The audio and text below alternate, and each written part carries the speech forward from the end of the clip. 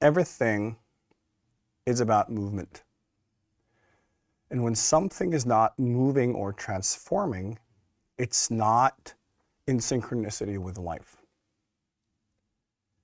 And that's the interesting thing, is that the human culture is all based on things that are dead. When something stands still, it's not aligned to its flow, because if it was, it would transform. The moment we try to control something, we remove it from flow, because then it will be what we want it to be and we can shape it. But there's no flow. And so it is with us. Right? The more we try to control ourselves, sometimes even the more we try to understand ourselves, and thereby like defining, I am this, I'm that, we have to remove ourselves from our own flow, because then we would transform all over the place. And it wouldn't stop, and it would be impossible for us to even define ourselves. And many of you, of course, have this experience that you can see and feel and experience yourself changing always, all the time. So it's very difficult for you to figure out, how do you identify? What are you? Who are you? Where are you? Because that depends on the moment. Right? And what we learn as travelers is that when we are traveling, we basically also reflect the landscapes we move through. And that will become our colors. Right? So when we define ourselves, it's based on where we are at, and then we move somewhere else, and then we become that. So all labels and definitions become completely uninteresting, and that can be confusing for other people who want to, like, make a fucking decision. Who are you? Where are you? And like, what are you about? For my convenience, make a choice, right? It's how we are supposed to present ourselves in the world.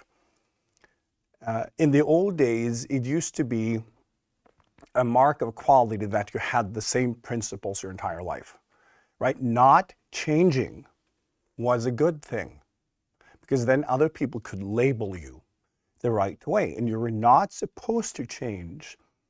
That was seen as mental illness, right? And any change, you're not supposed to change. First, you're supposed to let yourself be shaped by your family. And then you live the rest of your life in misery trying to be that person, being punished if you're not. And then you were a good person, because then Jesus would love you, right? But it's not who we are spiritually. And this is why the more we try to accept definitions, the ones we come up with, especially the ones others place on us, like that is based on their observation at some point. And they want you to be that person forever because it makes it easier. Right? If just everybody could stand still and be who they were yesterday, everything would be so much easier for everyone. Right? And you do it yourself too, by how you define people around you or things. Your understanding of who they are and what they are. All life forms, the moment we define it, we limit it to the snapshot of our subjective understanding in that very moment of definition. It's got nothing to do with reality, but we turn it into reality, and therefore everything is dead. The more we define, the harder it is to see God. And this is the principle behind why people can't see it. Because then you have to relate to something that is ever flowing, ever pulsating, ever changing, ever transforming. And you can't define it. When we live in a world of definitions, as most people do, and they feel very insecure unless they have labeled everything correctly, right? That's when we feel secure. Then we have understood what everything is. And then our brain can relax, and you can move around in a predictable environment. Unless every time you define something, you remove it from the flow. And you will not allow for that, whatever it is, to unfold. And that means that you just relate to your own renderings, not reality. Right? Because it feels predictable and safe. So you're not looking at reality. You can't see the face of God in life because you're actually not looking at life.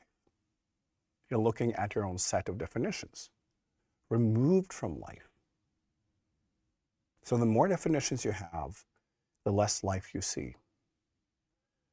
And then this whole God thing is so difficult to grasp. This whole flow thing, because everything is what it was yesterday. Everything is the same. So how can there be flow? Where are all these transformations? I can't see them. Right? This is what the human brain does. It's obsessed with removing everything from flow, from reality. So you have this, forest of definitions. But it's dead.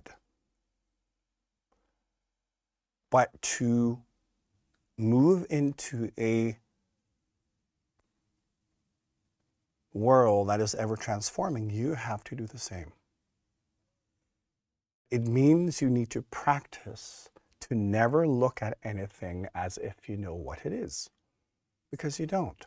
You don't even know yourself. Most of the time you walk around assuming that you're a person. And it's that. When you've defined yourself as a person, you limit yourself and you filter out everything that is not a person, which is most of it. This is why definitions are so limiting, and why it's so important in spiritual work that we kind of learn as a default to question all our definitions and over time stop making them. Because why do you need them? As a horizontal individual and taking part in all these social games, sure, but not in the process of awakening. Because if you accept that you're transforming and growing, it means you have to rediscover everything based on each step. That each thing, whatever it is you interact with, are now operating in a slightly changed version. And you're to discover that. When we operate from old definitions, we believe them. And then we get aggressive because we have the right definitions and we test them out and we don't even notice that whatever it is has changed. And if it has, we get annoyed because this has been working and we have the right definitions. So it takes a lot of time to discover that things have changed, because then we need to be in conflict with absolutely every single manifestation in that exact point of evolution until we get it, until we adapt, because it will happen. But it will take so much time. And instead, when we learn to undefine, pull away our labels, and always try to relate to that, every time I blink, there's a new universe. What if I didn't know anything?